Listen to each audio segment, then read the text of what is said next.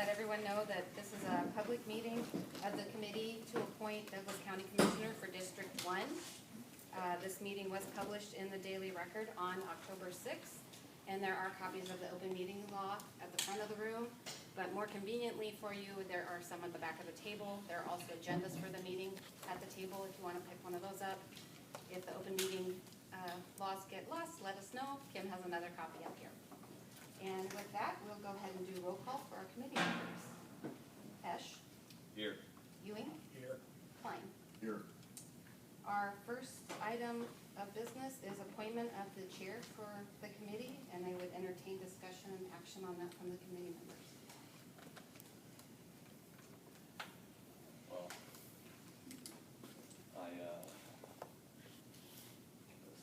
a little weird. I don't know either one of you desires to be the chair or not. We could flip a coin, odd person out of this chair, or whatever we want to do, not, whatever people want to do, whatever the board wants to do. So I'll ask Stan, do you have any interest in being the chair? I can certainly be the chair of the committee. It's fine with me. So we'll have a motion from, A motion for County Clerk Dan Esch to be the chair of the selection committee. Second. okay. Ewing, Yes. Klein, Yes. Esch.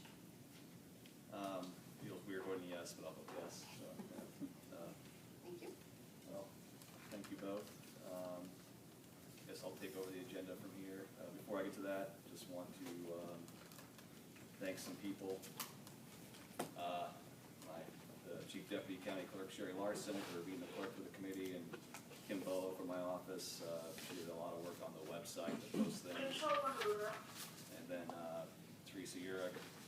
There are probably some other folks from the county attorney's office too that kind of helped us look into some things. And then Jane Alexander, Deputy County Treasurer. And then Leah Baez, our PIO, kind of helped us spread the word on these things, and just thank the commissioners and the Patrick Louie and the administration for letting us use her services. Much appreciated.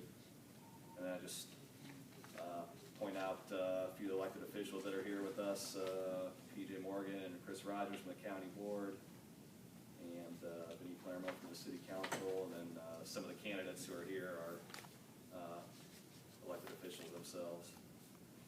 So, all right, well, then thanks for the candidates who took the time to show up, and people who aren't candidates for your interest, and thank you for those who were here about 1:10 and 1:15 and sat in the awkward silence for about 15 or 20 minutes while we got ready. So, all right, we'll move on to designate method of notice for future meetings.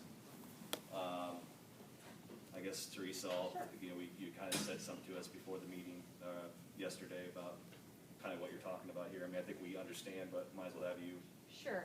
So this is other public body under the Open Meetings Act, and pursuant to the Open Meetings Act, that type of a public body gets to go ahead and designate their method of notice under that statute. It's 84-1411, and so this body can designate what method going forward you'd like to use as notice. For this meeting, it was publication, and the body could make that its method of notification going forward, but the body gets to designate.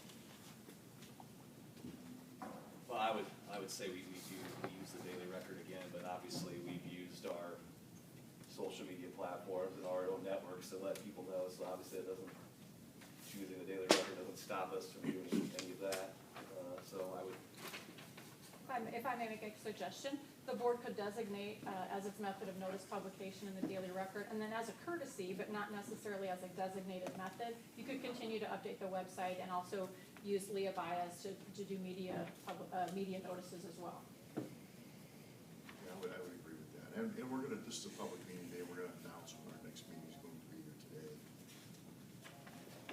So I don't know if you need a motion about that, or do you? I'm not sure what the law means by designate, so I would say sure, let's do a motion in a second and designate the method of notice so we're all clear in the record of what it would be. All right. So, does either one of you make a motion to the method of notice as publication for our future meeting. I would move that we make the method of notification for our future meetings publication, and that as a courtesy, we would also use social media outlets and other forms of electronic communication to inform the public. Second. Ewing, Yes. Klein, Yes. Esch. Yes. Motion passes. All right, number 4, discussion of interview questions and interview process. Mr. Chair, could I interrupt for a Sure. second? I just wanted to say something publicly about this process, if that's okay. You know, we're very fortunate that we have 14 very qualified people who have applied for this position. And so we're very grateful for that, going through this process. The law tells us that this board makes that decision. I don't necessarily agree with that. I don't think it's the appropriate method. It's the law though, so we'll follow that. And I'm happy to serve in that capacity, to serve in that standpoint. My thoughts are that the people of District 1 should make the decision as to who their representative is.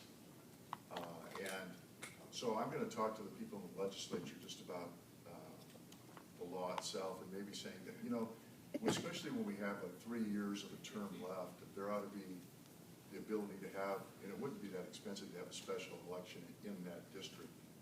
And the people of that district would then vote as to who their representative is going to be. And that's how we do things in a democracy. It's not just 3 other office holders that come in and make a decision about who's going to represent the people in that district. And like I said, I'm happy to do this job. It's part of our job to follow the law. And so that's not the issue here. I think that we have great applicants who will make that decision. But I think that there may be a better way to do that from a representative government standpoint, where the people in that district have the opportunity to vote for the person that they are going to have represent them, especially when you have, like I said, over 3 years left in a term. So I'm going to talk to my colleagues in the legislature about that after this process is done, and just make that suggestion to them that they ought to think about changing the law in that regard, so that we could have a special election of people in the district, or whatever district it might be, could vote for who their representative will be. Mr. Chairman, I'd like to make a comment as well. One of the things I want to assure all of the citizens of Douglas County, the applicants and people who are interested in this position, including our county commissioners, is that this is an open, fair, and transparent process. We have not discussed any candidates or any outcomes that we would like, or any of those types of things.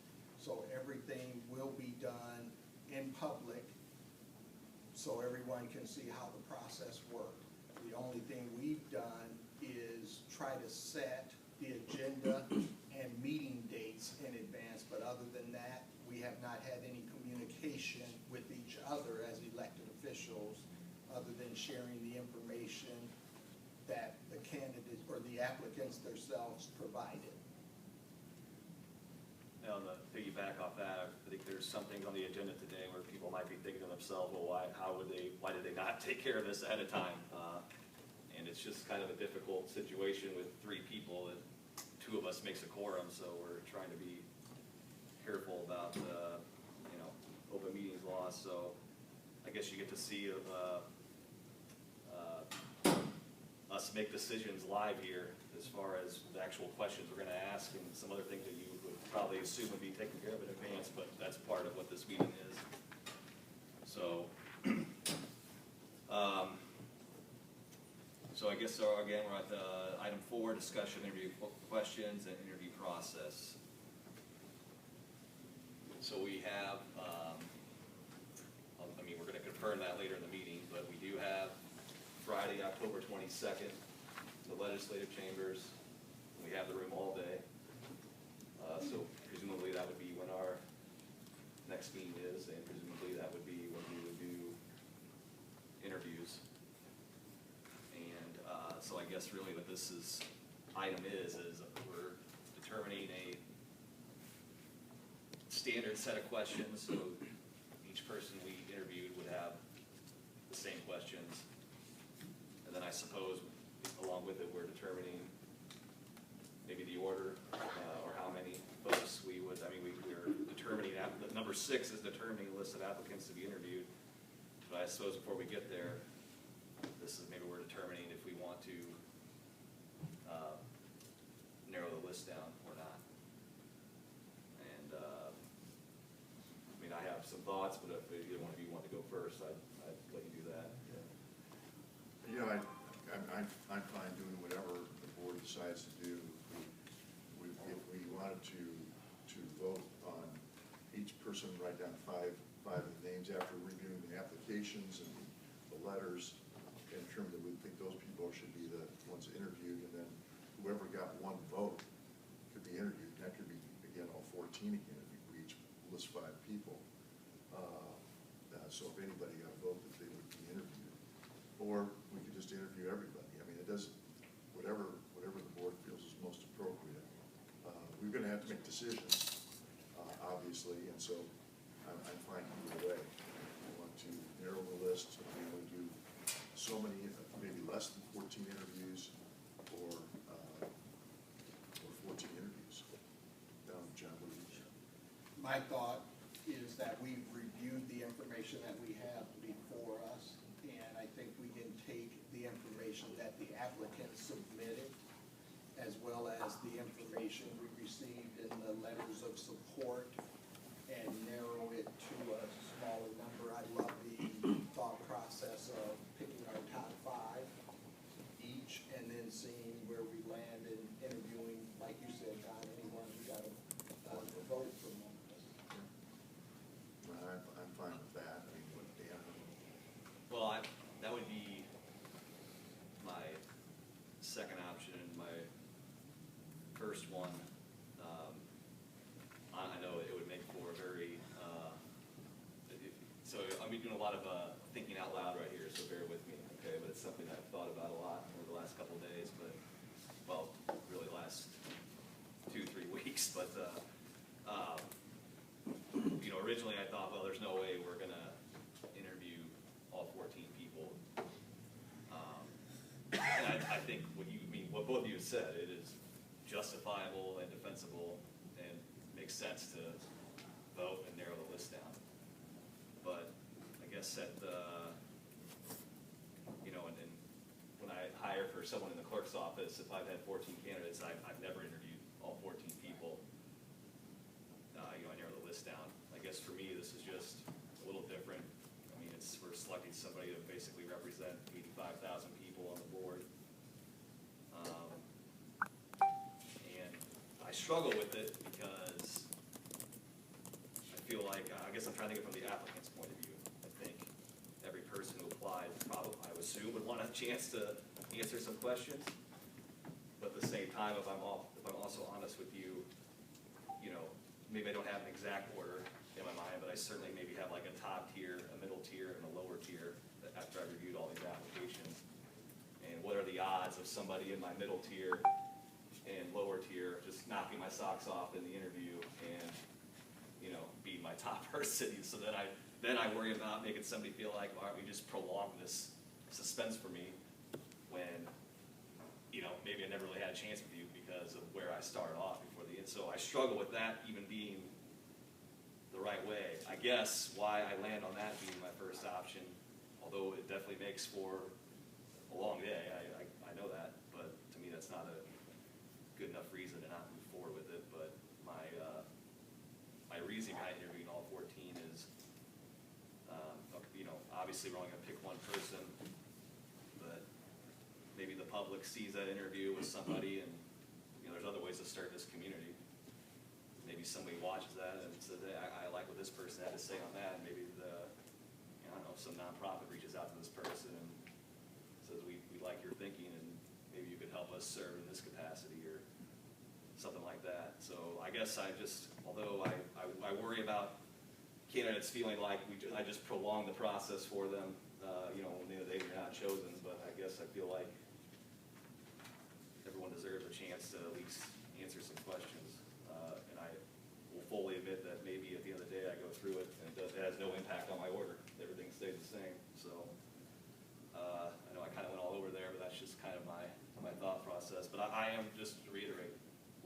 suggested, I think makes sense and is justifiable, but if I'm honest with you, I guess I just feel more comfortable, although I don't think it's a perfect idea, I'd be more comfortable just interviewing everybody. Well, two things I'll say to that. Number one, the fact that it may take all day doesn't bother me, and I'm sure it doesn't bother John. I mean, that's not an issue. It takes time, it takes time. Because I don't know that when we talk about just that possibility that if we each pick 5 names and a person just gets 1 vote, it may not narrow it at all, quite honestly. Sure. We'll still have, it could still be 14 if everybody, has different names that they pick. So I don't know that it will, but it may, and it kind of gives a pretty good idea that if people feel comfortable with that, you can make any number, that just like we all do, we get resumes, we get applications, we look at those, and we make a determination who's going to get interviewed. And that's the same thing I feel in this process. And, if we feel it should be bigger, more than 5, then we can even adjust that. But I would suggest that we do the 5 names, although I'm fine interviewing everybody else, it doesn't make any difference in that regard as far as time. But I think we have a responsibility too to, we're gonna select somebody out of this, it's gonna be 1 out of 14, so we've got to move that process through. And my thought is really that we have the information in front of us, and I believe it's our responsibility to make the decisions and be sensitive to the people who are going through this process. To prolong or do anything that isn't looking at who we ultimately think is the best fit for this position to serve the citizens of Douglas County and work with all of the other members of Douglas County government, I'm just not sure is fair. So that's why I would lean toward narrowing the field.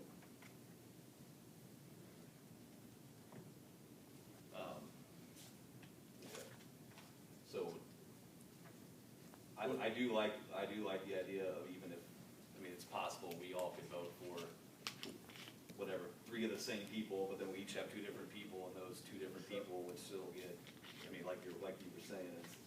Anybody gets, I'll just make the motion then that we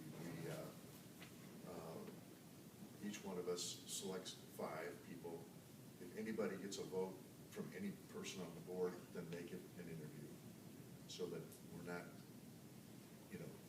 nobody's being prejudiced by that. Although it's just, we all have 5 people that we think should be interviewed. Those are probably going to be different. If they are, then every one of those persons gets a vote from any person on the board as part of the interview process.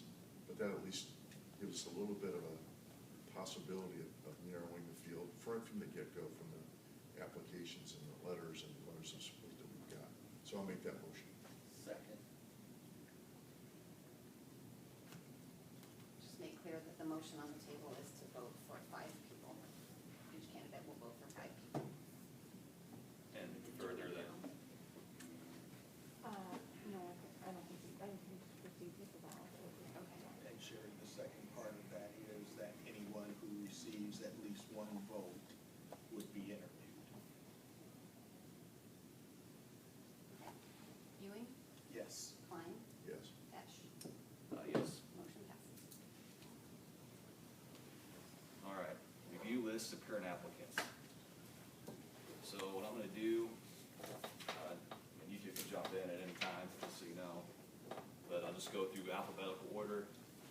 Everybody who submitted an application, for those in the crowd, we do have them posted on the county clerk's website, but we did print off hard copies of each person's application on the back table, if you want to look at that.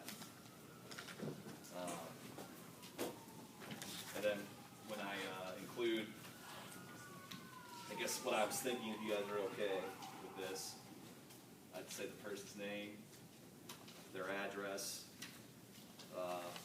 their current job, I guess, and then if they're currently elected or involved in any other service organization, I'd make note of that. And if, now this last part I understand if you're not okay with, but I tried to highlight maybe 2 or 3 things from each person's cover letter. Is it kind of narrowed, maybe in my mind, why they're running, basically. Now maybe that's me taking too much of a, we don't have to do that part of it though. Yeah, I mean, I'm fine with everything, but I don't know if you wanna, I don't know if the word's editorialize. No, I hear you, I worry. So, Dan, can I make a suggestion? Sure. The suggestion I would make is, even though it's been on the website and things of that nature, if you're going to read anything about them, you read their resume and maybe their letter of application, but not necessarily highlights, because your highlights might be different than even they would want. No, that's true. So that would be my only thought. If you're going to read them, read the entire thing. Well, I don't know that read, you know. I'm just saying, No, if no, you're going to read, I think. I got you. I agree with you. If I'm gonna read anything, I should probably read the entire letter of application, but some of these are kind of lengthy, and Sure. I think everyone has seen them and has access to them, so I think I'll stick to everything I said except for that last part about Okay. reading. All right. That's fair. All right. So we're going in alphabetical order by last name. So Dawn Blankenship, she resides at 1315 South 8th Street, 68108. Right now, she is the Director of Catering and Events for Abraham Catering for Joslin Arts Museum of Omaha. And in addition to her letter of application, kind of explaining her background and why she's interested, she did list her prior work history. Letters of support that came, and let me just say, for anyone who may be here in support of anybody, if I pronounce your name wrong, I do sincerely apologize. But I got a letter of support for Don from Thomas Simons, Maddie Robeson, Margot Crane, Patricia Abernathy, Matt Regner, Rita Reynolds, Deborah Dettinger, Lisa Bolanek, Carol Padden, and Becca Jarede. So those were the individuals that submitted letters of support.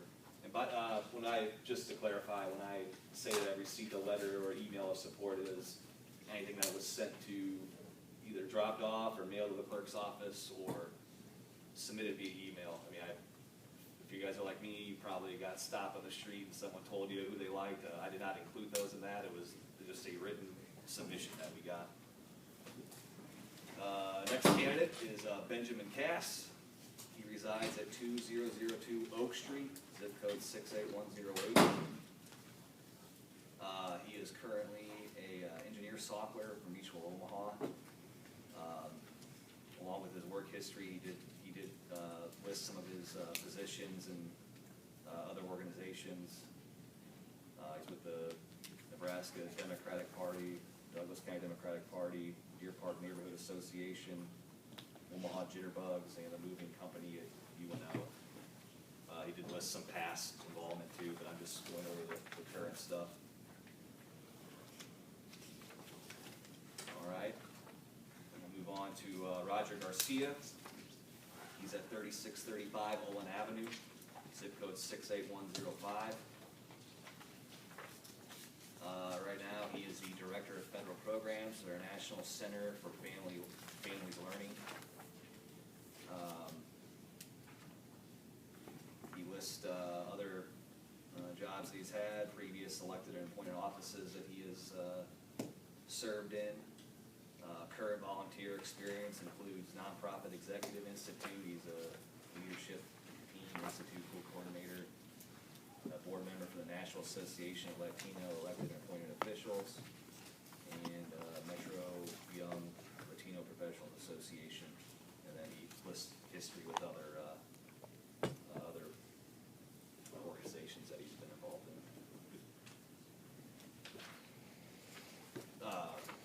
So he had, from 2013, 2020, he served on the Metropolitan Community College Board, as the Board of Governors there.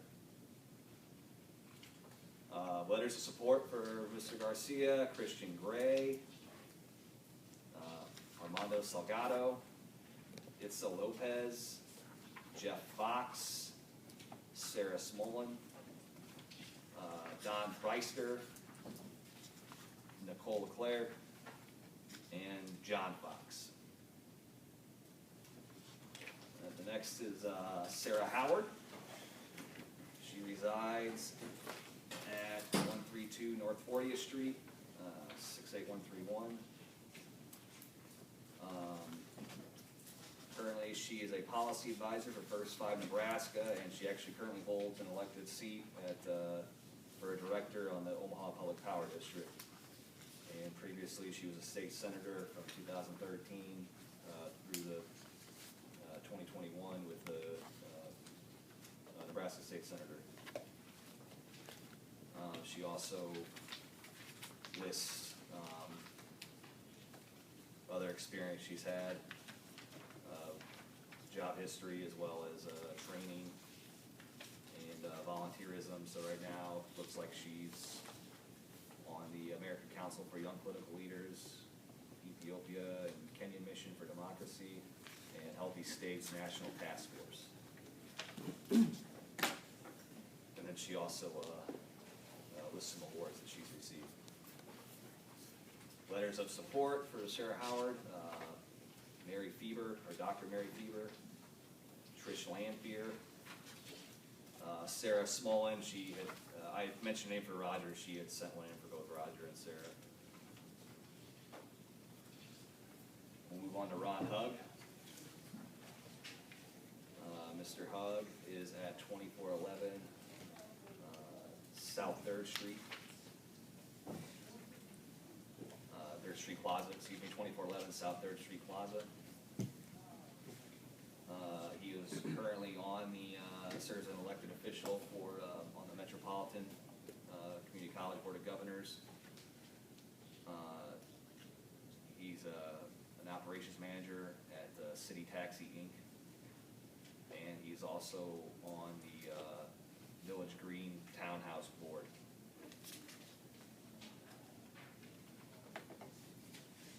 Next up, Daniel Martin. Daniel is at 1009 Jones Street, 68102. He is on a police officer, a gang unit sergeant with Omaha Police. Along with his job history, he includes some training and data education, awards and recognition, and then committees and boards of associations that I'm assuming he's still involved with all of them, but Omaha Police Officers Association Executive Board, Omaha Police Officers Association Finance Committee, Omaha Police Officers Association Political Education Committee, Black Officers Association, Omaha Police Welfare Association, Omaha Police Reprimand Committee, City of Omaha Diversity Committee, Judicial Nominating Committee from Nebraska 4th Judicial District. And then for his current community involvement and volunteerism, he's Operation NETS, Nebraska Center for Workforce Development, Omaha 360, Shop with a Cop, Cops and Bobbers, and says he mentors various youth throughout the community. Letters of support for Daniel Martin come from Sergeant Anthony Connor, President of the Omaha Police Officers Association, and Adam Moore. Next is Mark Martinez. He resides at 4503 T Street. I believe he is retired, but he's a former U.S. Marshal Service, or he's with the U.S. Marshal Service for about 8 or 9 years, and then 25 years in the Omaha Police Department prior to that. Says he's a current board member for Completely Kids and Omaha Crime Stoppers, and a current committee member for the Douglas County Community-Based Aid Grant Advisory. He's past president of Latino Peace Officers Association, and it looks like he served on the Omaha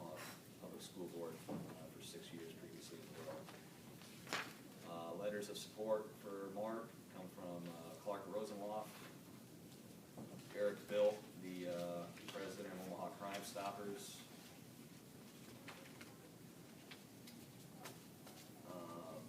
Francisco Fuentes, Margo Juarez, Penny Parker, she's the CEO of Completely Kids, and Reverend Servando Morales, Teresa Barone McKigney, and Janet Bonnet, and Danette Kohler. All right, next up is Aubrey Palermo. She resides at 5428 South 13th Street, 68107. She is a registered nurse, COVID vaccine RN at Hy-V Pharmacy, and a registered nurse, neurology clinic for the Children's Hospital and Medical Center. And she also lists other positions that she has held, along with some awards and achievements, and lists some volunteer experience, and it looks like the most current 2021 include, I think, looks like she helps out Our Lady of Lourdes, their fall festival, and she is a 6th grade volleyball coach at Our Lady of Lourdes. Letter of support for Aubrey, Stacy Neeson, and Reverend Ryan P. Lewis from St. Elizabeth A&C. All right, next up, Ben Salazar. Ben resides at 1703 Ontario Street. He is self-employed. Right now, he's a subcontractor with the Douglas County Health Department in charge of the COVID-19 campaign for Spanish-speaking members of the city and for South Omaha specifically. The host of the South Omaha Juvenile Justice Forum, and a consultant for Metropolitan Community College. And he lists some other job history as well as other achievements and recognitions he's received over the years.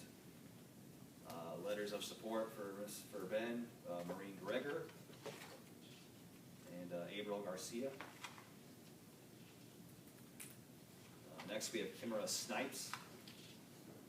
Kimera resides at 5415 South 30th Street. Right now she is a community partnership manager for Nebraska Civic Engagement. She is the president of the South Omaha Neighborhood Alliance, and she currently serves on the Omaha Public Schools Board of Education. And then she lists some other job history and other programs that she's been involved with. Education and training, and then she lists some additional volunteer experience, which I think they're all current. Douglas County Land Utilization Commission as a vice chair, one Omaha Advisory Board, Allen Chapel AME Church, Anti-Defamation League, Heartland Workers Center, Release Ministries, and Omaha Croc Center. She received letters of support from Kelly Rupp, Donna Polk, and Keith Station.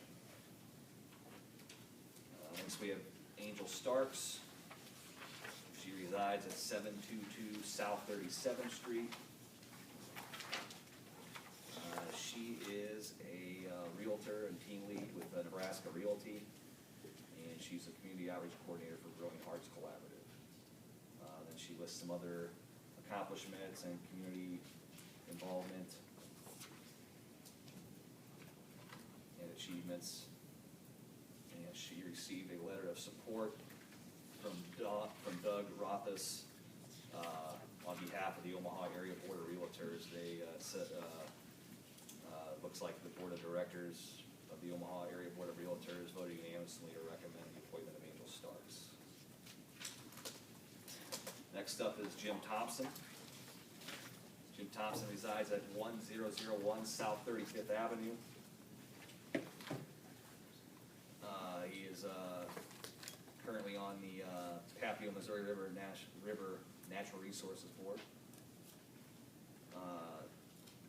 is the president of JD's Transition Services. Includes some other highlights of qualification and professional experience, awards and accomplishments. And as far as current civic community affiliations, he is the board member of Tee Off and Support Wheelchair Sports, Paralyzed Veterans of America, and on the Leavenworth Neighborhood Association. Next we have Katrina Thompson. Katrina resides at 817 South 38th Street, zip code 68105. Says she is an optometrist with Clearman PC and a substitute teacher at Ralston Public Schools. And she lists some other work history, education history, professional affiliations, and some volunteer interests. Looks like she recently helped out the World Herald with, says American Citizen Create Awareness on Abuses of the Electromagnetic Spectrum. Next up, the 14th final candidate is Patrick Vendetti of 1235 Clark Wild Avenue, Omaha, Nebraska 68108.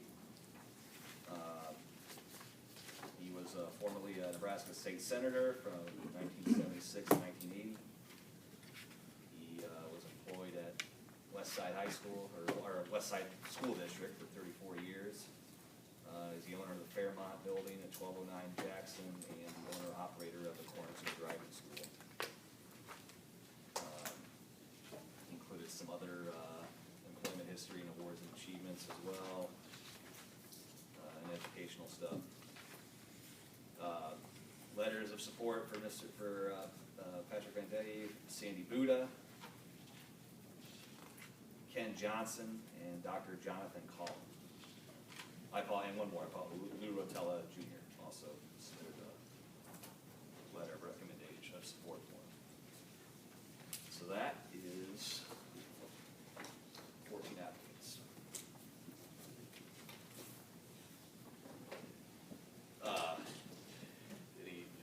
I can just move on to number 6 unless you all have something you want to say. Okay. All right, number 6, determine list of applicants to be interviewed. Well, judging by what we determined on number 4, I think what we'll do is we'll do a ballot vote.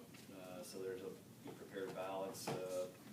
We thought this might be a possibility, so we did the ballots with all 14 names, and I'm assuming what you two are just all on the same page. We're each going to basically mark 5 people that we want to interview, and we'll turn it back over to Clerk Larson, and then she'll announce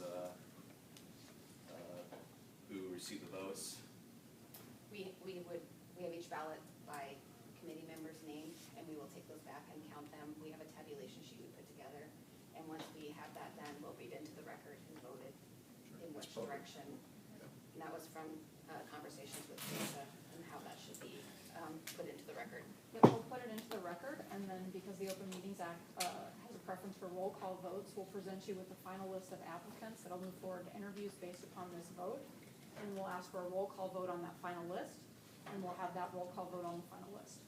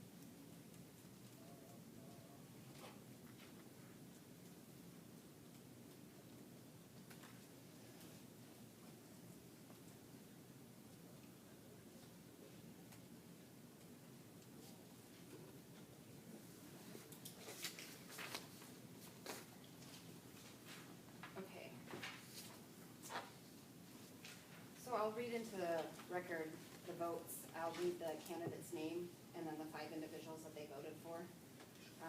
And then after that, we'll get a motion of who to move on to the interview process. Just you'll read the committee member's name and 5 Committee candidates. member name, Yeah. yes, and then the applicant that they want to move forward.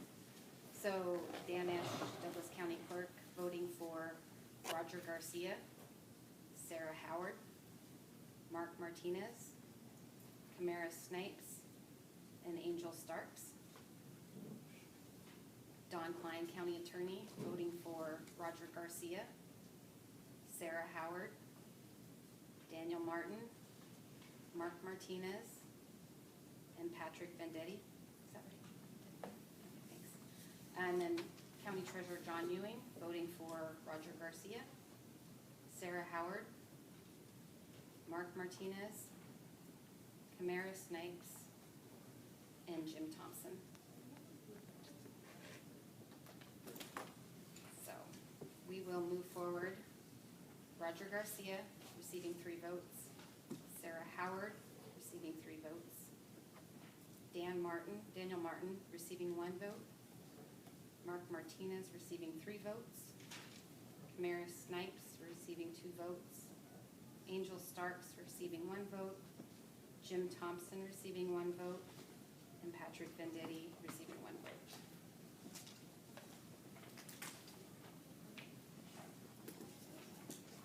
So you would, we'll make a motion to that we will interview those applicants. Yes, if we could ask for you to entertain a motion and a second on those being the applicants to move forward to interviews, and then we'll conduct a roll call vote on that final list. I would make a motion that we interview the candidates that receive votes in our election or voting process. And I'll second.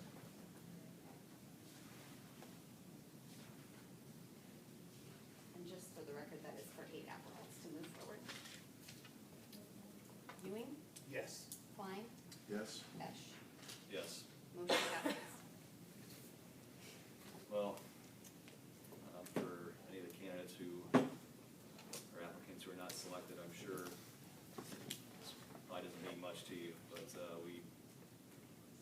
was hard, and it was, this is probably the moment I was least looking forward to of this whole meeting, so we did, I think I speak for all 3 of you, I read every word that someone submitted, and I appreciate your interest. Go ahead. I would just like to say to all 14 that we certainly appreciate your interest in being part of the democratic process and wanting to serve the citizens of Douglas County. I know I didn't take this lightly in terms of reviewing all the material and making sure that we had a process that would allow us to be able to get this position filled with someone who will do an amazing job for the citizens of Douglas County, so thank you.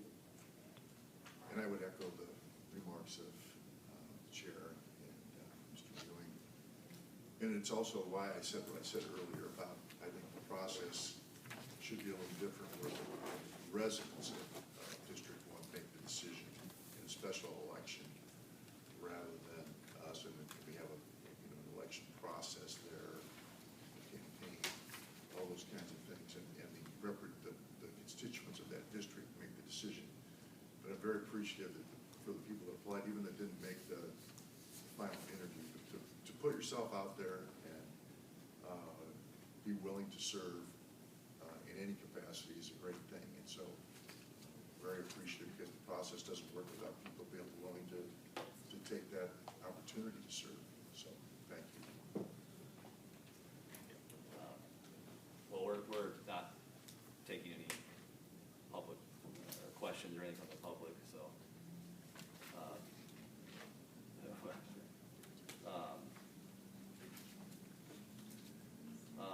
Can we go back to, I think, number 4, we obviously determined the interview process, but we did not really have a discussion about the interview questions. I mean, I think we were planning on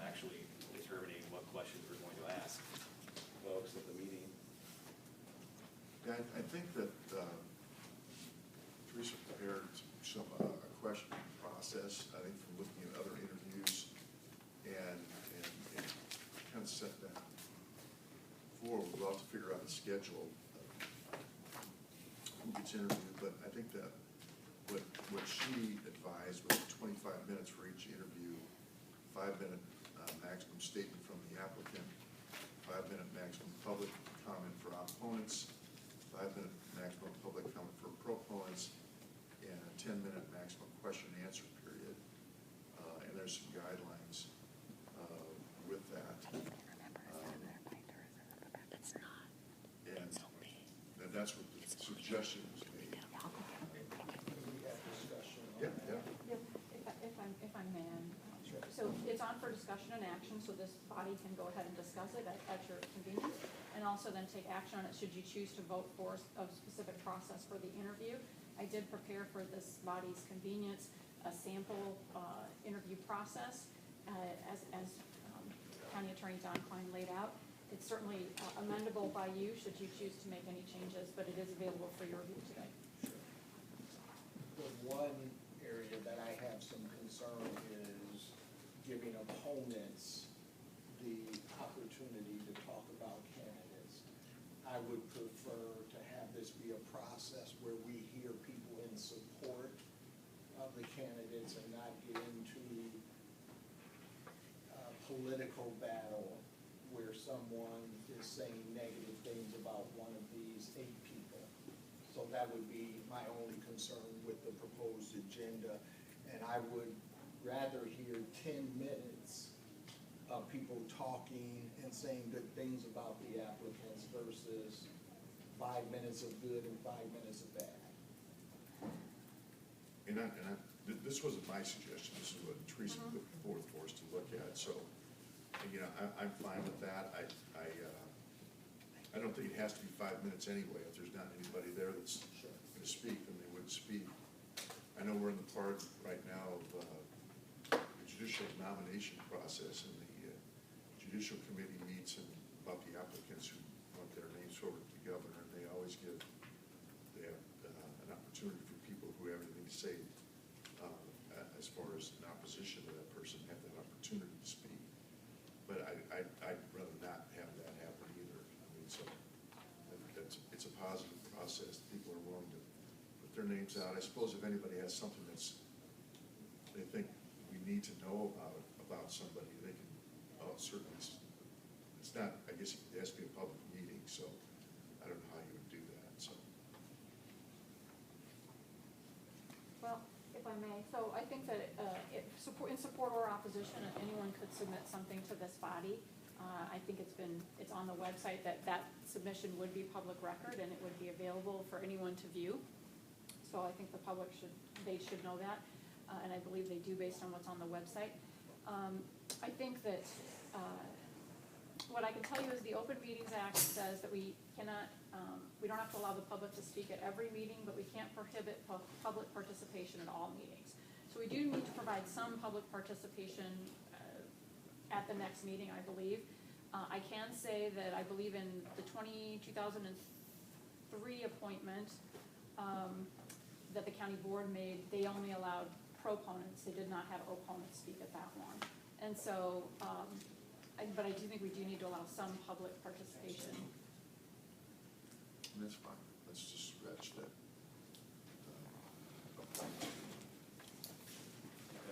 At least, maybe we can discuss whatever about how we want to do this. So I, Question, thoughts there on that? well, I guess before we have the candidate or applicant speak, we could start off by asking for, proponents, people who are there to want to speak on behalf of the applicant. And then we can move into the applicant, maybe just give them a little introduction about themselves, and then then we move on to questions, whatever we determine those to be. So, Yeah. so for each applicant, I think we start off with letting maybe public comment first on the applicant, if there is any, then we actually have the applicant come up, and maybe that way they could, we're asking for proponents, but, yes, who knows, an opponent could show up and say something that maybe they want to respond to, so that's why I suggest having the public start off first for each person. And that's fine with me. And so in some ways, I would, if I'm an applicant, I would rather have the person who's gonna say something bad about me do it publicly so I can respond to that, rather than us getting a phone call or somebody approaching us and saying something negative and that person not knowing about that. But that's the only thing I think that's a positive thing, at least that they have to say it publicly, and the applicant gets the ability to respond to that negative rather than somebody saying something behind somebody's back. So that's just 2 cents worth. Sure. So basically, then we would be reducing or actually changing the order from the applicant going first to people who wish to speak on the applicant. Sure. So I would agree with that. Yeah, that makes sense. All right, so before we kind of come up with questions, what do you think the amount of time is for each person to respond? 5 minutes, 7 minutes, 10 minutes? Maybe she had something. Yeah, in she mind. has time. Yeah, she has time. And like I said, my only suggestion would be to take, when it comes to time, take the 5 minutes for opponents and add that to proponents. That way, if someone has more than 2 or 3 people there, we get as many people the opportunity to speak as possible. That's fine. And then they don't have to take the whole 10 minutes either. Right. No, I mean, you can and we say- don't want one person to take the whole 10 minutes. Right. So we may have to try limit to. each individual to maybe a minute, just in case there's other people who want to get up and say something. This body has a lot of discretion on the process. The statute doesn't speak to that. For the body's consideration, I put in a suggestion that folks, whether, if you allow opposition and proponents, I put in that folks would sign in, and then the amount of time that you allot would be divided amongst the folks who signed in. So right now, I suggested 5 minutes total for proponents, and if you had 5 people sign in, they'd each get a minute. But the body can do it any way that you decide on finally. I like that thought process, making it 10 minutes and then dividing that 10 minutes among the people who want to speak. That's fine with me. Well, I like it, but we, let's just say 2 people come for one applicant and 10 people come for another. I mean, would we want all of them to get 1 minute, not the one to get 5, you know what I mean? Because if we did it like that for each candidate, for each applicant, then the one with 2 people gets, each person would get 5 minutes to speak, while the ones with 10, I mean, I would just assume make it the same amount of time for every person, no matter who the applicant is, that they're speaking for. The body has discretion, so Yeah. you can decide that. I agree with that. I think brevity's important anyway. I mean, people can say something in a minute about something that they want to, the fact that they're coming forward and want to say something as a proponent shouldn't take longer than a minute. So we could just say everybody that comes up has a minute. I'll counter offer and Sure. say 2. All right. That's fine. All right. So two minutes per speaker is what we're suggesting for non-applicants, for people who are coming to speak about an applicant. They get 2 minutes to, With no maximum No maximum number. number or amount of time.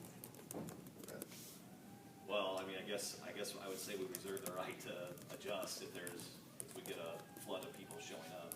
But for now, if it's a reasonable amount of people, I would say 2 minutes. I just want to ask Teresa, should we set a limit or can we adjust in that meeting? I would say 2 things. You have discretion, so you could set a limit if you wanted to. The other thing I would suggest is, should you want to make changes during, that we would add a paragraph here, because we often do for the other boards that I attend. It says the chair has the authority to adjust this process during the course of the meeting. And that's to accommodate a large number of speakers or something like that. Okay. So we could have that. Yeah, of course, I guess we need to keep in mind too that you introduce somebody at 9 and then we schedule another one for 9:30, that we have to try to stay to that. Yeah. You know what I mean, so, yeah. I think overall, it's probably a good idea to say, whoever can speak, they have a total of 10 minutes, they can divide that amongst the people who are gonna speak. And with 2 minutes being the maximum. So that way, so we can stay on course for the other people who are gonna be later and we have some sort of schedule. I don't know. No, okay, so, assuming it's a amount of people that we're expecting, we would give anyone who, from the public who wishes to speak on an applicant, to give 2 minutes max, and we will adjust need be. Then we will move into the applicant interview. And do we agree, maybe the first thing would be just them telling us a little about themselves, just to, you know, I mean, I know they've already done that in the application, but give them a chance to verbalize it as well, maybe bring up some other things that maybe they wanted to bring up, I guess, so. I would agree. Do An we opening need, do they statement, need if you will. 5 minutes, or would 3 or shorter time period be better?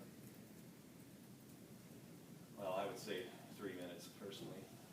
Well, I mean, if we're gonna have a question of why do you want this job and what do you intend to do as part of this job, those are pretty open-ended questions. And you could give them 10 minutes just to answer those 2 questions, and if they don't take that long, that's fine. But I don't know how many questions in this predetermined interview, because we're gonna give them a heads up, here's what we intend to ask. So that we want to kind of give them an idea of what we're looking for. But those kind of, I think that's the general question that we want to know, we want to hear from them. It's not about us, it's about the applicants, so give them kind of an open-ended couple of questions and let them expand on that. Which would be part of telling us about themselves and why they feel they're qualified or why they want the job. All right, so that first question could essentially be, tell us about yourself and why you applied for this position. So, all right, so I'll just say it again, so I don't know if we're taking this down. So the first question we'll ask the applicant is to tell us a little bit about yourself and why you decided to apply for this position. Or why you feel you're the person that should be chosen for this position. Okay.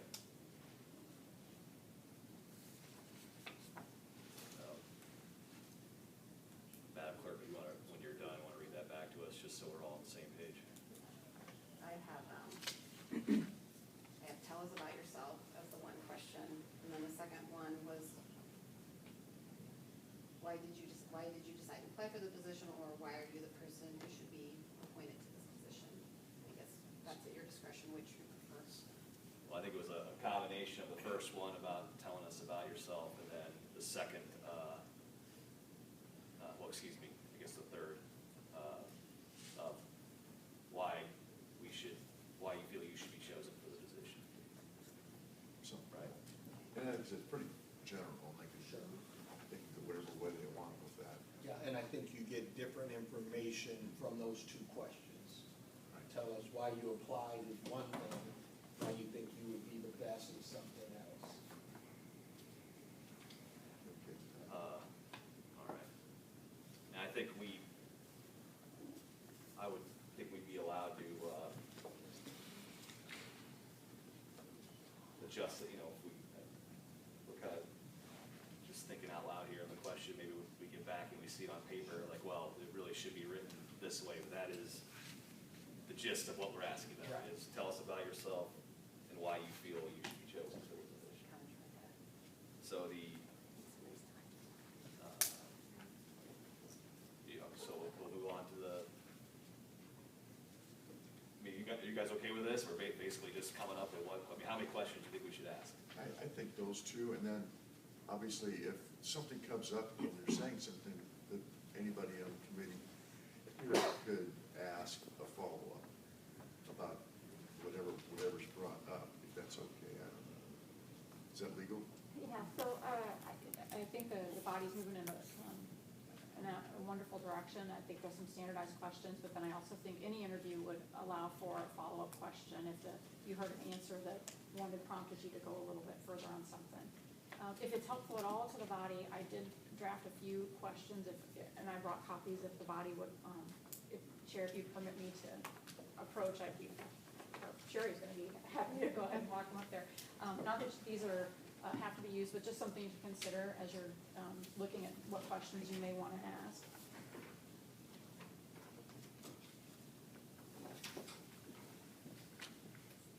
Well, and I think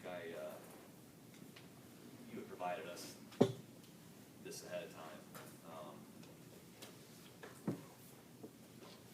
So I'll just read these aloud for everybody. And again, this doesn't mean this is what we're gonna choose. We've already chosen our first question. These are just the suggestions that were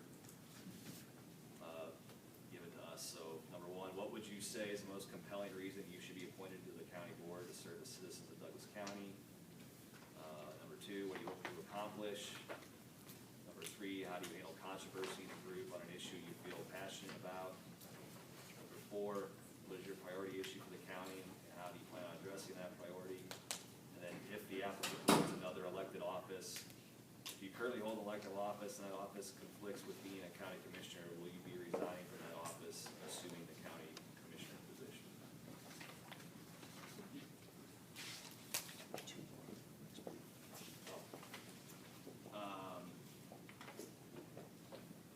Additional questions for applicants in advance, final two or more applicants, which I'm not sure we're doing that, but. And I didn't know either if you might make another cut at the next meeting. I was trying to give options if needed. Well, I can still read them. How has your past experience prepared you to serve the county board? Give an example. Describe a skill, knowledge, or work habit that would make you uniquely qualified to be a county commissioner. Well, I think the priority, what is your priority issue for the county and how do you plan on addressing that priority is a good question to ask. And then we can just follow that up with, what do you hope to accomplish? I mean, what else do you hope to accomplish? But if we want to just stick to one question at a time, I would suggest the second question be what was currently proposed to us as number four is what is your priority issue for the county and how do you plan on addressing that priority? What do you think, John? Can I ask you a question? With question number two and question number four, what are you seeing as different about those two questions where we should ask both of them? I think that question number two is more broad and could include many items, whereas four is a priority issue. So what's something that you identified very specific? The top issue. Yeah, maybe. very specifically, yes. Okay. And that's why I was suggesting we could follow that up with what else do you hope to accomplish? So Sure, we could roll that into question number four. Is that what you're suggesting? Well, I'm not opposed to what you're saying. I was just thinking of the second, again, we've already established what our first question will be. Now moving on to the second Sure. question. The second question would be, what is your priority issue for the county? How do you plan on addressing that priority? Sure, And then- so you and mean then- changing the order? Well, yeah, and And then the third question would be, what else do you hope to accomplish? Sure. What do you think? I think that's fine. Yeah, I agree with changing. I don't know how many more we want to have, because that's going to take some time for a person to kind of go into, and then if there's follow-up questions, that's probably going to take the whole Yeah. time period. I don't think, Yeah, I think three is, if we're only given 10 minutes. 10 minutes, three is enough. Right. Okay, so, the second question, will be, what is your priority issue for the county, and how do you plan on addressing that priority? And the third question will be, what else do you hope to accomplish, if appointed to the county board? So, That's fine with me, and it doesn't prohibit, again, somebody following that question, they come up with based on what the interviewee says. all right, so do you guys think after, just before I ask for a motion and a second. How this will work is we will, I'll just take the questions for now, okay? The first part's not really a question, it's when we get to the applicant, we will have public comment, 2-minute maximum for each person, and we can adjust that if need be. Right. Then we will have the applicant come up. The first question will be, tell us about yourself and why you believe you're the best person to be appointed to the position.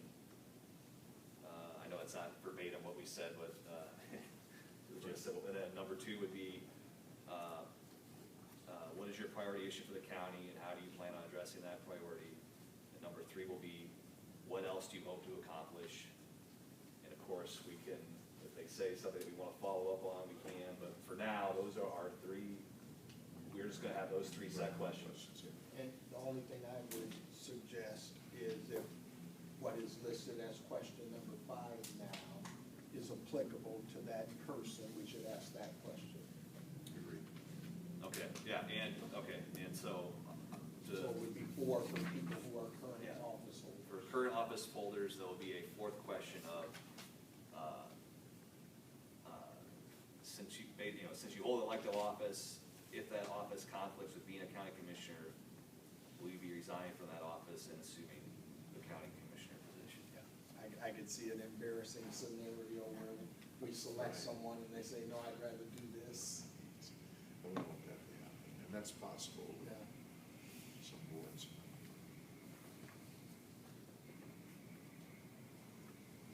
Okay, do you need, what, Madam Chair, I know I don't need to be repetitive, but do you want me to restate, or do we get what the motion is on the? I think at least everybody understands what the gist of the questions would be, and I'll make a motion that we approve those as our kind of form questions to use for the interview process, and the timing as we've set it out. Second.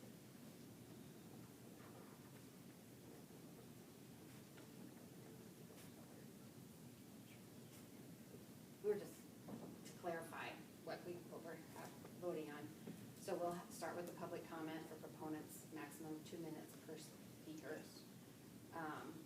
And then you are gonna ask the questions to the applicants. Right. Okay. And then there would be the question and answer period during that. And so are we striking the statement from the applicant? Well, it was kind of worked into the first question, Okay. is All right. I just tell us wanted to about make yourself sure and we're why clear. you believe you're best applicant to be chosen. All right. We're kind of making this work as we go. I understand. And then we have the questions, and I guess I'll have Teresa. Sure. I think she took better notes than I did on that. Sure. For the questions we have down, first question will be, tell us about yourself and why are you the best person to be appointed to the position? Question 2, what is your priority issue for the county and how do you plan on addressing that priority? Question 3, what else do you hope to accomplish? And question 4, if applicable to that applicant, will be if you currently hold an elected office and that office conflicts with being a county commissioner, will you be resigning that other office and assuming the county commissioner position? That's the motion, that's the motion. That was the motion, that's the Second, second. all right. Okay. So, voting on that, Ewing, Yes. Klein, Yes. Esch. Yes. Motion passes. Okay. As far, we'll jump back up to number 7. It's the last item before adjournment. Next meeting date. So we do currently have the legislative chambers reserved for Friday, October 22nd at 9 a.m. And I believe we have it for as long as we need. Correct me if I'm wrong. It's all day. Okay.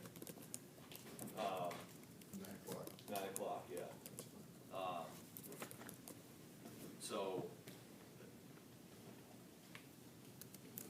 I know it's one item, but maybe I'll make a couple different motions on this one. We will, just to set the meeting date and location, will be, because the other thing we need to determine is the order of the, the order of the interviews and all that. So maybe we take them up separately, or would you rather just knock them all I was out in one thinking motion? that too, well, the next meeting date's that point in time, we'll do the interviews and then we'll vote. My understanding, is that what you're thinking? That would be my preference if we could make the decision that day. But I do believe we have the 25th, if for some reason we can't. If we can't agree or if there's Yeah. an issue. Yes. And just for the record to note, we do have a room scheduled for the 25th, but it's this room because the legislative chamber is not available. But the notice would state something such. Okay, so I know we're on one item, but I'll make two motions, we'll make this motion first. We will set the next meeting date, time of meeting date, as Friday, October 22nd at 9 a.m. in the legislative chamber. And then need be Monday, October 25th in room 702. And Madam Clerk, when did we have this room reserved for? 9 o'clock. I'm looking at Kim, she Sure. reserved space. Which date? The 25th is after the 9 o'clock, All day. all day 7:02, yeah, So 9 o'clock. 9 a.m. need be on Monday, September 25th, room 702. I keep saying September, excuse me, everybody, I will get it right. Next meeting is Friday, October 22nd at 9 a.m. In the legislative chamber. And then need be, we will meet in this room, 702, on Monday, October 25th at 9 a.m. And so I'll ask for a motion on that. So moved. Second. Ewing, Yes. Klein, Yes. Esch. Yes. Motion passes. Okay, now as far as determining interview times, I just assume we just go alphabetical order. But then, because we have 3 questions and we're giving people,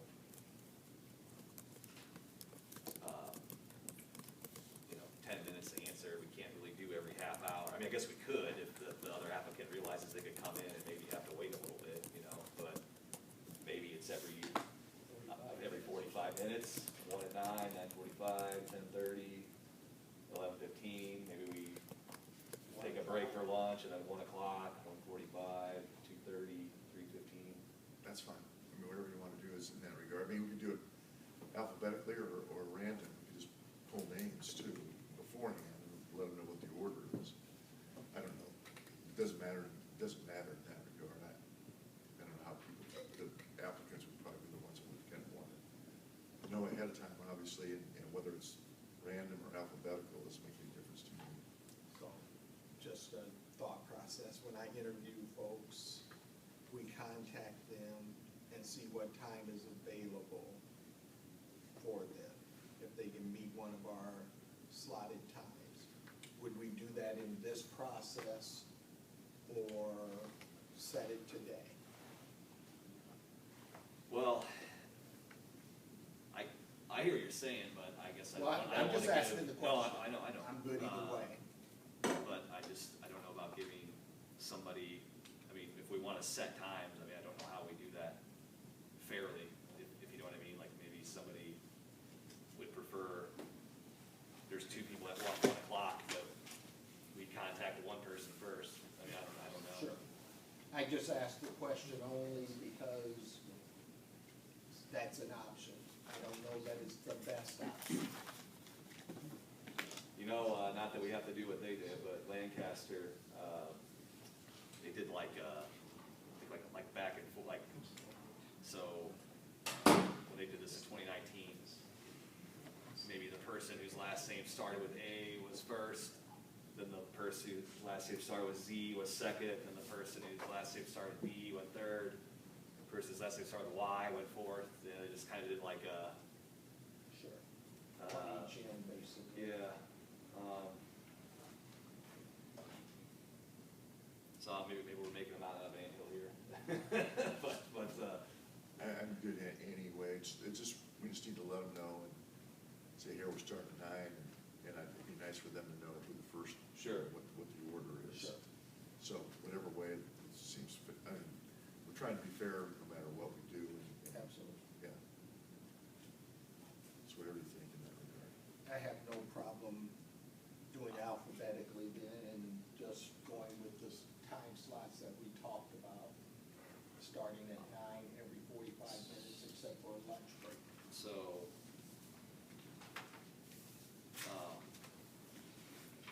I like that idea, but let's just say we hear from one of the applicants that says, you know, a different time would be better for me. Is the answer, sorry, this is what you have, or do we reach out to other applicants to see if they'd be willing to move? And I don't know if that's good. If we set the times, we set the times.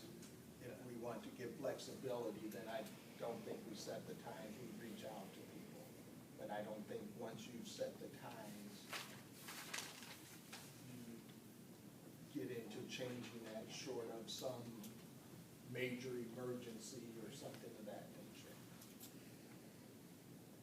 That's my thoughts, that we Yeah. just set the times and here's when you're coming in. Sure. Do we want to, okay, so do we want to just generally say, times are gonna be every 45 minutes, start at 9 alphabetical order, or do we want to vote on 9 AM is, I don't know who all, in alphabetical order, I can't remember who all got votes off the top of my head right now, but let's just say Sarah Howard's at 9, whatever.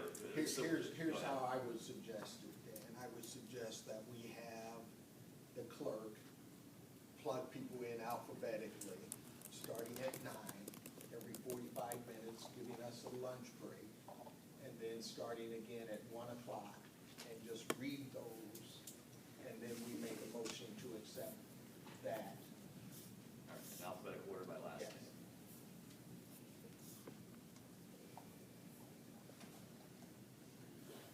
Unless our legal mind tells us something different. I'm just trying to think of the numbers, so we should be able to get 4 people done. Yeah, 4 people in the morning and 4 people in the afternoon. that should be done. We should be done probably 5-ish or so. We start at 1. Yeah. Well, 3:15 would be, go ahead, Madam Yeah, Chair. we have Madam 9 o'clock, 9:45, 10:30, 11:15, then a lunch break from 12 to 1. Reconvene at 1 o'clock, 1:45, 2:30, and 3:15 will be Okay. the last time. But as Teresa was recommending, I was making a suggestion. I know that the county board often sets a committee meeting following the county board, and it's immediately to follow. And so you might have these be the proposed times, but the next one starts immediately to follow. My concern would be maybe the 9 o'clock person ends at 9:30, but you've scheduled the next one at 9:15, so we're breaking for a recess for 15 minutes and have that downtime. That would give you the option to move immediately into the next interview. But that would require the applicants to be available, knowing I'm next after the 9 o'clock, I just need to be ready to go. I had thought of that too, I just didn't know how to. Could we just ask the applicants to be there 15 minutes early? And then that way, if we finish at 9:35, they're available. If we finish at 9:30, they're available. So just have them be there 15 minutes early in case things move faster than we thought. That's a good idea. I think, and the other thing you think about is we're gonna be in legislative chambers, it's a Friday, and I know that if we have security there, they're only gonna be available to, 4:30, 5 o'clock, and then there's a question about the sheriff's office being able to be there, and that's, they have to get approval to have overtime or whatever, so we can move it along. But we should be okay there.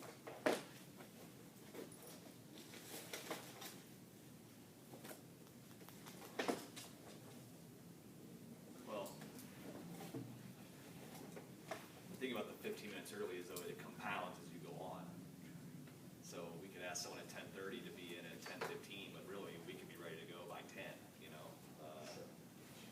So I don't know how to, I guess as we go on, it's a little harder to tell the applicants when you should be ready. Well, but I think that is a good way to do it without expecting an applicant to be there all day. Yeah, So they know their time is from 9:30 until probably 10:30 or 10:15, depending on when they actually get interviewed. So they're only there for about an hour that way. Well, the morning people could be there in the morning before we start, and the afternoon people can come in the afternoon. They haven't been, that way there.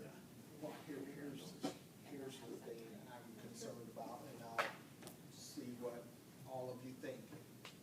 I would, as an applicant for this job, hate to give a great answer, and then the next person just basically changes the wording a little bit because they heard what I was saying.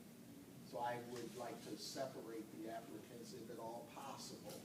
So the applicant and the public are in the room at the same time, but not necessarily a number of applicants. That's just my thought. Don't even know if we can do it. Well, we could, I haven't been through a process like this. You certainly can have a waiting room. Right. Where the applicants are all in, and they're not part of the process that's going on. And so they're in the waiting room, and then they get called in when it's their Yes, time. that's what I'm suggesting. I think that's a good idea. No, I know.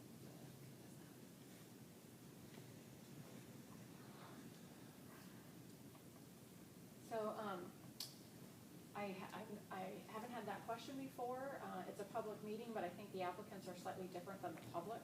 And so I think if this body wanted to ask them to not be in the chamber during the entire time, I think you could.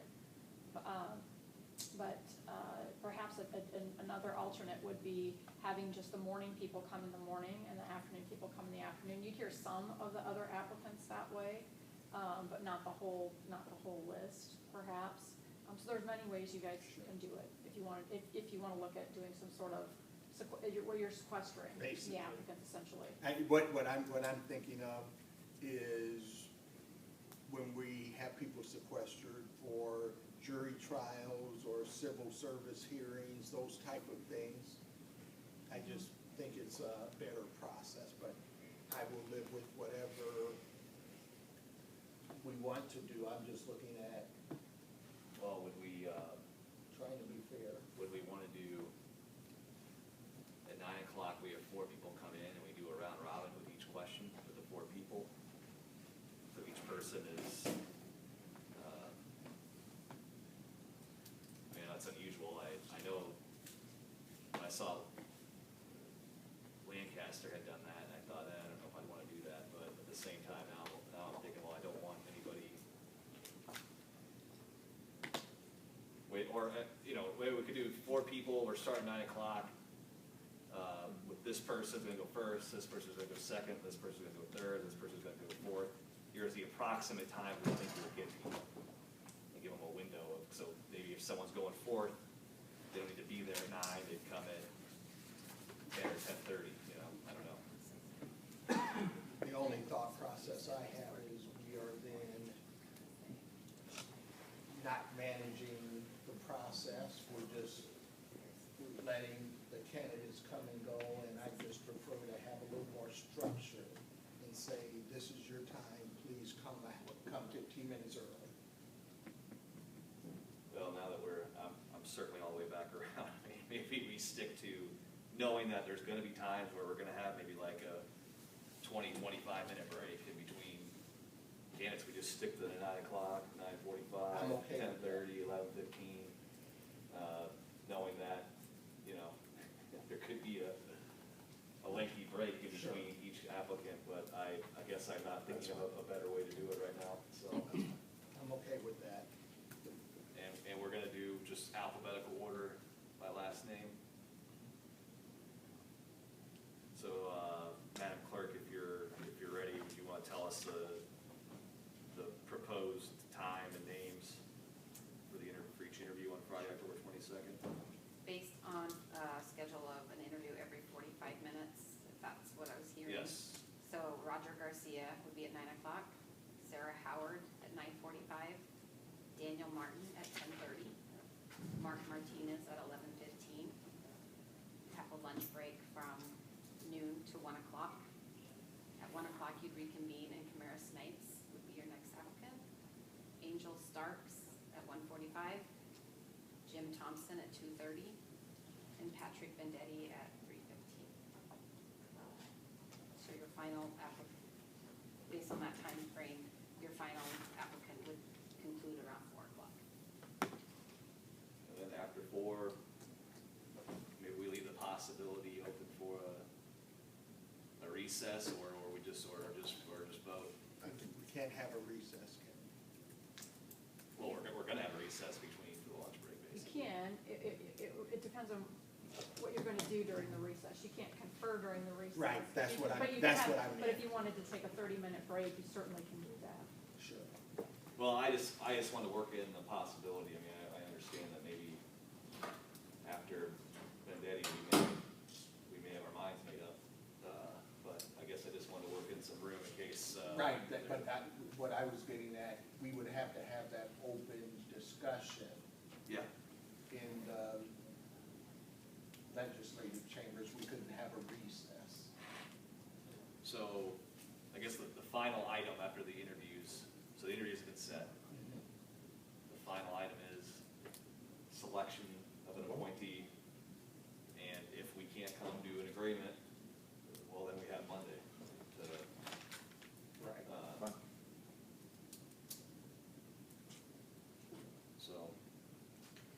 so that's, I guess, or go ahead, Teresa. And if I may, you may want to consider, as part of that selection process, you have 8 applicants that will be interviewed. You may want to do a vote to narrow it down to 2 perhaps. Sure.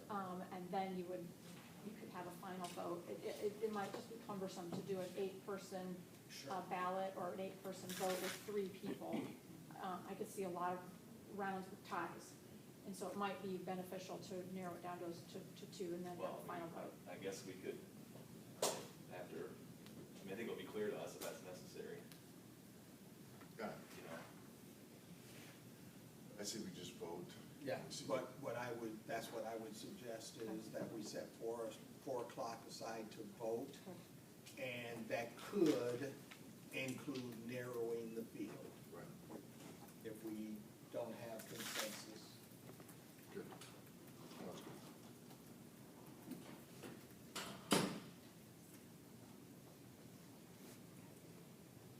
So, all right, no, I just, so the rough agenda for that meeting would be, a roll call. We'll approve, the minutes for this meeting, and then we'll just get right in, so maybe, yeah, we might start, well, I mean, I can't imagine that roll call in the minutes approval would be, but I'm just saying perhaps we say the first interview is 9 o'clock, but maybe we're really kicking things off at like 8:57 or, I know that's, I guess we have to probably have a specific start time, don't we? For our notice. How about 8:55? Okay, well, we'll have the meeting for, begin the meeting at 8:55 a.m. And maybe we could just let, I can make sure that Roger Garcia knows that, I mean, certainly he can arrive at 9, but if he's there, we might just get started right away, you know, at whatever, 8:56 or 8:57. So we can just get into it. But we'll still, obviously, he'll have the same time limits as, Right. you know, so it's not like he's getting an extra 3 or 4 minutes to explain himself, you know. So I think, so yeah, roll call, approval of minutes, and then we'll go through the interviews, and then we'll have a vote on the agenda, but obviously we have the possibility of us not coming to a conclusion and needing to meet again on maybe narrowing the field down even further, or just meeting again on the 25th. Just for folks to know, that meeting on the 22nd, it's in the legislative chamber, and it would be like pretty close to a regular county board meeting. I don't think we'll have Zoom, but it'll be live streamed, and it'll be on television as well. So, so you could go on Cox 18, or I'm not sure what the Century Lake channel is, I always forget. But then, of course, if you went to the county website, it'd be a live stream there as well. So, obviously, people are welcome to attend in person, but just so they know. So that, Then we need a motion. so okay, so the agenda that I laid out, I will ask for a motion and a second, and which includes the order of the interviews. I would make a motion that we convene the meeting at 8:55 and take care of the administrative task, begin the interviews at 9 as listed in the discussion we've had, and at 4 p.m. we would set aside time to take a vote and select a county commissioner or narrow the field. Second. Ewing, Yes. Klein, Yes. Esch, Yes. motion passes. Not all before I adjourn, not all the applicants are here. Are, we okay just to, you know, what I did last time to let people know about this meeting and how we accepted their application is I basically just blind copied all 14 applicants. I think maybe I'll do the same thing and just let them know the results and when the next meeting is. Is that agreeable to? Now you just two? send an email and then include them with the times and. But I mean, I'm gonna include all 14 because there are some that That's fine. were not here today that may not know if they are going on or not. So, yeah. That's fine. All right, I'll take care of that today. I'll take a motion to adjourn. Dan, as a county commissioner, could I get 30 seconds? There's Well, I three sim- I don't want to, I'd appreciate it a lot. how about, can you let me, wait, I'm in a tough spot. You go ahead, John. Can we do that legally, first of all? I think that short answer is I'm not sure. I think I see I'm point of not personal privilege, and I wonder, I think you might be able to go ahead and let PJ speak, if you wanted to do that. Well, if I'm gonna do that, then PJ, anyone else can speak too, and I wish I would have done that earlier when other people, before they left, but, so, I'll make if you wanna say something, go ahead, but if anybody else Well, I wants to wanna- speak after you, they can. Take 20 seconds. I want to thank you for your service, and I hope you don't receive any input from commissioners as you go through your process, and that's what I'd like to have you give that thought to. That's all I wanted to say. And I thank you for your service. Thank you, Commissioner Morgan. Does anyone else want the point of personal privilege right now? Mr. Cass? Yeah, thank you. So I just wanted to point out that earlier you brought up a great point about having two different questions on why do you apply versus why do you want the job, and then, but as motion has stated, we dropped the why did you apply part of that, so wanted to bring it to this committee's attention. That didn't make it in. I didn't want to interrupt the proceedings. Thank you.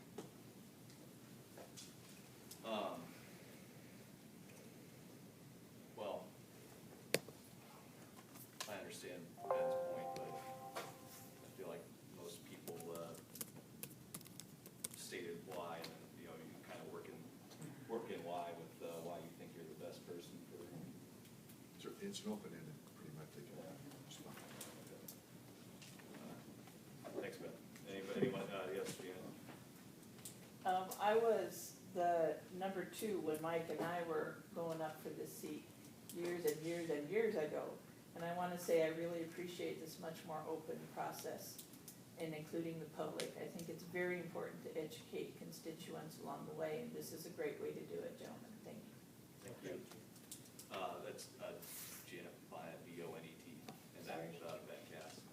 Yep. Sorry, I didn't ask you guys to state your name. Any other personal points of privilege before I adjourn the meeting?